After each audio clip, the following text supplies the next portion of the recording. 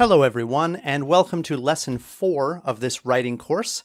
In this lesson, we will cover Task 2, Conclusion Paragraphs. Now, the conclusion is the shortest paragraph, but it is one of the most important. You have to make sure that you cover all of the features of a conclusion and that it sounds like a conclusion. And we'll talk about that in a moment. Let's start with a general introduction to the conclusion strategy in this course.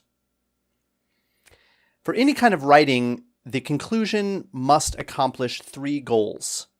Whether it's academic writing or journalism, or even if you're giving a presentation, all conclusions generally accomplish these 3 goals. First, signal to the reader that the essay is finished.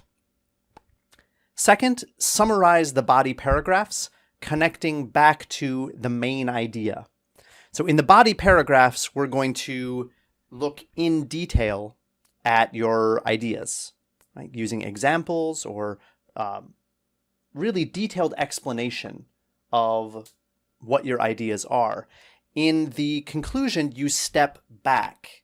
It's a little more like the introduction style, where you're looking at the topic from a more broad or general perspective or point of view. And finally, help the reader begin to digest the essay. What does that mean, digest? Well, digest is a word that we use in medicine or when we're talking about the body, biology. When you eat food, it goes into your mouth, it goes into your stomach, and then it is processed into nutrition. It's the same idea here.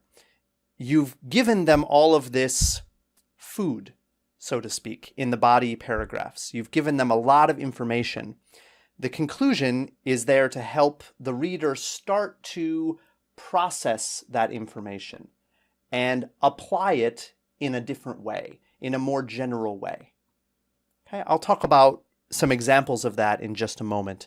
I know that concept might be a little bit confusing for you right now, but when you see the examples, you will see what I mean. To accomplish these goals, a high-scoring conclusion will typically contain 3 elements. First of all, a transition phrase. The 2 most popular examples would be in summary and to conclude. But you can use a different transition if you wish. Just try to keep it simple. Following the transition phrase is the summary. You want to provide for the readers a summary of the main idea or the thesis of the essay.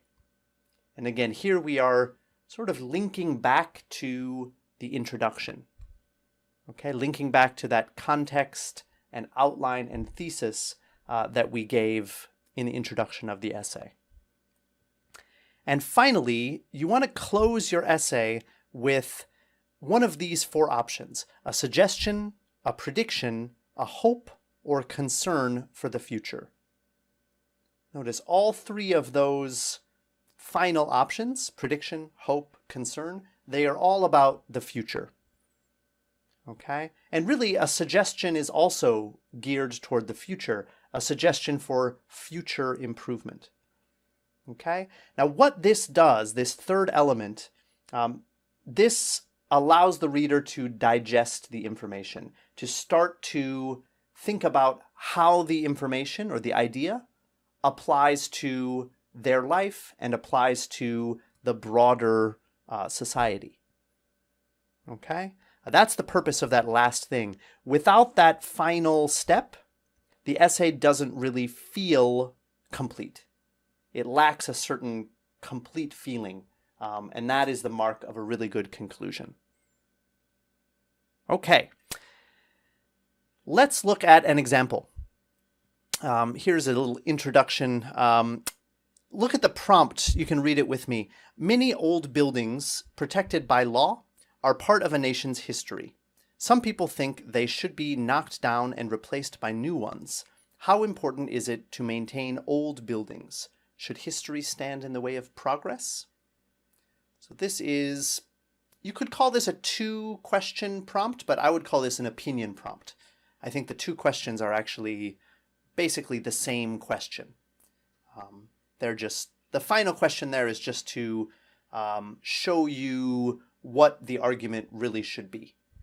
Okay, which is more important, history or progress? Right? Now, look at the conclusion here. We start with a transition phrase, very simple, to conclude. Then we move on to the summary. Older buildings are less safe and less convenient, and this justifies their being replaced by newer ones. So this is a summary of my opinion. This is an opinion type essay. So we want the opinion to be really clear in the summary. Okay? It's possible that you stated your opinion very clearly in the introduction. Okay? If you used a thesis, then you probably did. If you used an outline, you maybe didn't state your opinion really clearly. That's fine as long as in your summary you state it nice and clearly like this. Okay? And if you notice, it goes over the same, it kind of summarizes the body paragraphs as well. Less safe, less convenient. Okay? I know that you can't see the body paragraphs here, but you can imagine that the body paragraphs of this essay dealt with safety and convenience. And that's what we want to cover here in the summary. Finally, we end with a suggestion. Okay? And remember, there are other options: suggestion, prediction, hope, or fear, or concern. Right? Suggestion, prediction, hope, or concern. I chose a suggestion for this essay. I suggest that the government do a better job of promoting the value of modern infrastructure in order to better support building projects. Okay? So a very pointed suggestion, a very clear suggestion. It's not overly general, but it's not overly specific either. And we'll talk about that in just a moment.